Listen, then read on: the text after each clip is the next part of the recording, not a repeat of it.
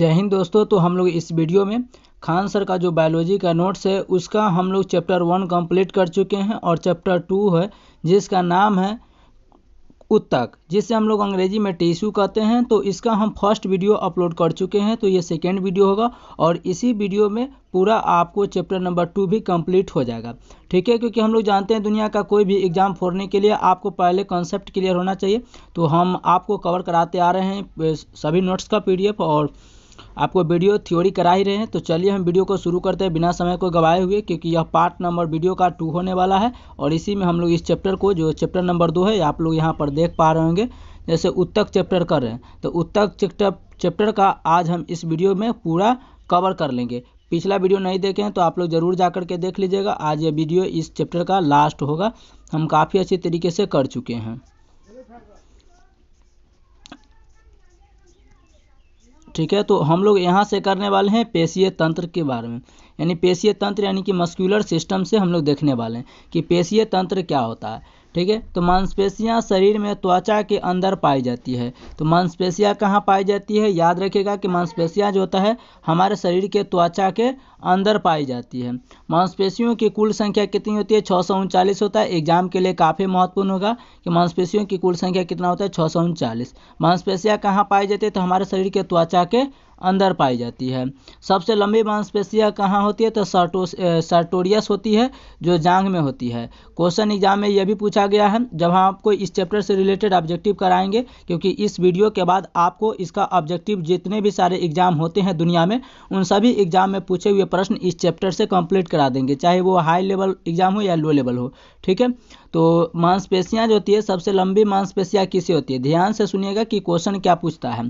Question पूछेगा कि सबसे लंबी मांसपेशियाँ होती है, तो ये सर्टोरियस होती है। और सर्टोरियस कहाँ पाई जाती है? तो जांघ में। तो सबसे सिंपली आपको सर्टोरियस ना देगा, क्वेश्चन पूछेगा कि सबसे लंबी मांसपेशियाँ किसकी होती है। 4 ऑप्शन देगा जिसमें से सर्टोरियस को हटा करके जांघ, हाथ, पैर दे देगा, तो जांघ आपका आंसर हो जाएगा। वहीं सबसे छोटी मांसपेशियाँ किससे होती है? तो स्टिपिट्स की होती है। और स्टिपिट्स का मतलब क्या होता है? तो ये कान की सबसे छोटी हड्डी होती है, जिसे 6 mm इसका जो होता है ये लंबाई होती है। ठीक है, तो कान के मध्य में स्थित है स्टिपिस हड्डी। सबसे बड़ी मांसपेशियाँ किसे कहते हैं? तो ये ग्लूटेस मैक्सिमस को होता है। तो ध्यान रखिएगा कि सबसे बड़ी, लंबी और बड़ा में अंतर होता है। लंबी पूछेगा तो सर्टोरियस होता है, जो जांघ में पाया जाता है। सबसे छोटी पूछेगा तो स्टिपिट्स होता है, जो कान में पाया जाता है। और सबसे बड़ा पूछेगा तो ग्लूटेस मैक्सिमस हो जाएगा। वहीं देखिए आगे कि मांसपेशियों में मायोसिन नामक प्रोटीन पाया जाता है। मांसपेशिया में क्वेश्चन पूछा जाए कि मांसपेशिया में कौन सा नामक प्रोटीन पाया जाता है, तो मायोसिन नामक प्रोटीन पाया जाता है। मांसपेशियों में लैक्टिक एसिड के जमाव के कारण हम लोग को थकान महसूस होता है।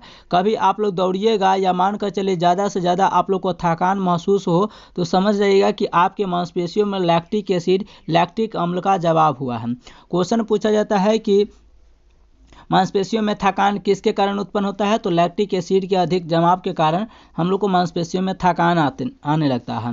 मांसपेशियां 3 प्रकार की होती है, जिसे ऐच्छिक कहते हैं, अनैच्छिक कहते हैं और हृदयक कहते हैं। तो मांसपेशियां कितने प्रकार की? तो 3 प्रकार की मांसपेशियां होती हैं। ठीक है, पहला ऐच्छिक होता है, दूसरा अनैच्छिक होता है, तीसरा हृदयक होता है। अब हम लोग बारी बारी से देखेंगे कि अनैच्छिक का क्या होता है। तो अनैच्छिक हम उसे कहते हैं जो हमारी इच्छा अनुसार कार्य करती है, उसे हम क्या कहते हैं? ऐच्छिक कहते हैं। तो ऐच्छिक मांसपेशी, ये हमारी मांसपेशियां जो होती है हमारी इच्छा के अनुसार हम जो चाहते हैं वैसा होता है, तो उसे ऐच्छिक मांसपेशी कहते हैं।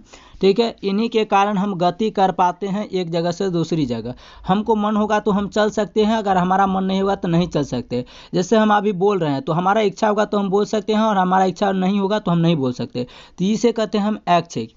ठीक है, ये मांसपेशियां कंकाल से जुड़ी रहती है, यानी कि हड्डियों से जुड़ी रहती है, अतः इन्हें कंकालीय पेशियां भी कहा जाता है। याद रखिएगा, क्वेश्चन पूछा है कि कंकालीय पेशियां किसे कहते हैं, तो ऐच्छिक मांसपेशियां को। या क्वेश्चन पूछा जाएगा कि ऐच्छिक मांसपेशियां को अन्य नाम से जाना जाता है, तो कंकालीय। और कंकाल क्या होता है, अस्थि क्या होता है, उपस्थि क्या होता है, ये सभी हम आपको पिछला वीडियो था इसका पार्ट नंबर 1, उसमें हम कंप्लीट करा चुके हैं। ठीक है, इसमें लाइट बैंड तथा डार्क बैंड पाया जाता है। ठीक है, याद रखिएगा कि ऐच्छिक मांसपेशियां होती है उसे light band and dark band पाया जाता है। ऐच्छिक मांसपेशी मतलब सिंपल तरीका है, जिस आपके इच्छा अनुसार आपका शरीर मूवमेंट करे या गति करे उसे ऐच्छिक कहते हैं।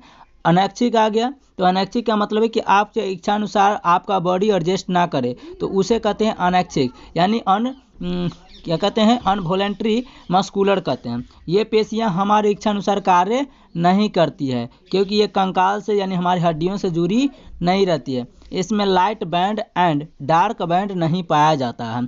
अब आता है हृदयक पेशियां। हृदयक नाम से स्पष्ट हो रहा है कि हृदय के बारे में जिक्र होगा। ये अनैच्छिक पेशियों का ही एक प्रकार होता है क्योंकि हृदय का धड़कना हमारे इच्छा अनुसार कार्य नहीं करती है, इसका कंटिन्यूअस लगातार ये चलते रहती है। ठीक है, तो ये अनैच्छिक पेशियां का एक प्रकार है और हृदय में पाया जाता है। यह भी हमारी इच्छा अनुसार कार्य नहीं करता है। 1 मिनट में आप लोग को बताना है कि 1 मिनट में वयस्क कितनी बार सांस लेता है। ठीक है, 1 मिनट में वयस्क कितनी बार सांस लेता है।